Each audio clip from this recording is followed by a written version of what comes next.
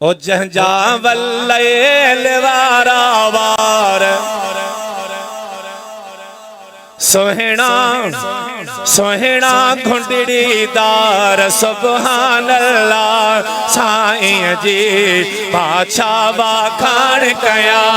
सुभान अल्लाह सोहेन लजी पाछा वाखाण कया जंजा वल्लैल वारा वार सोहेना सोहेना घुंडड़ी दार सुभान अल्लाह साईं जी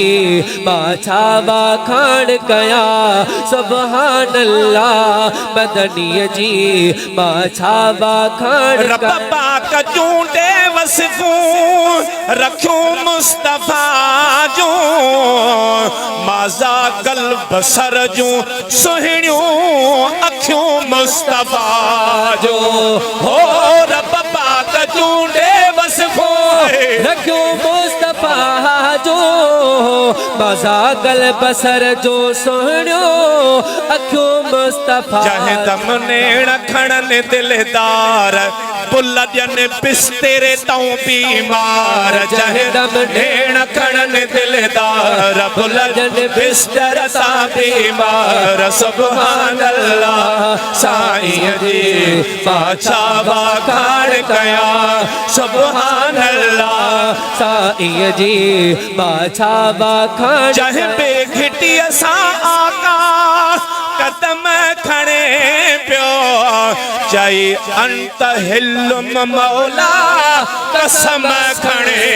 पियो कदम खणे पियो चई अंत हिलुम मौला कसम जाथे पैर रखा पेजार सारे रस्ते में हो बेकार जाथे पैर रखा पेजार सारे रस्ते में हो बेकार सुभान अल्लाह सोहेन लजी पाछा वाखाण कया जंजा वल्लैल वारा वार सोहेना सोहेना घुंडड़ी दार सुभान अल्लाह साईं जी पाछा वाखाण जंहिंखे नवाज़ियो मौला लक़बन खणने सां अज़मी इस्म वठंदो करे अदबन खणने सां हो जंहिंखे नवाज़ो मौला लक़बन खणने सां अज़मी इस्म वठंदो करे अदब जियरो जा बिजमार दुनिया सां घणी दिल गंढई हाणे तूं ॾिस गंढे ताज धणीअ सां तार पोइ थी वेंदी सुभान अल्लाह पोइ वरी छा थींदो वरंदी वाग खुलंदा भाग हड़ई मदीने हलंदासीं जेके जेके मदीनो हलणो बैत बुलंद करे त सुभान अल्लाह सब तैयार आहिनि पोइ साईं के थो चए त मानी तैयार आहे बाबा मानी तैयार आहे हेॾी जमायत बि तैयार आहे हाँ छो त ही तूं 5-6 सालनि खां पोइ थो घुराई असांखे बि तर में इहे अलाह वारनि जी दुआ आहे राति बि शहदाद कोट साइड ते मंगसन में महफ़िल अॼु ई मूंखे तर में पंहिंजे छो त मूंखां मस्जिद वारा पुछनि पिया त टे भरी जमायत सां पढ़ी थी मां चयो अॼु हिते प्रोग्राम आहे त थोरो त मां बि तर में दिलि पंहिंजो हां ठारियां है वरंदी वाग खुलंदा भाग हड़ई मदीने हलंदासीं अदा हड़ई मदीने हलंदासीं चौठ पेरिया जी जुमंदा है वरंदी वाग खुलंदा भाग हड़ई मदीने हलंदासीं दा हड़ई मदीने हलंदासीं अदा हड़ई मदीने हलंदासीं के हो पेरिया जो ॾिसंदा है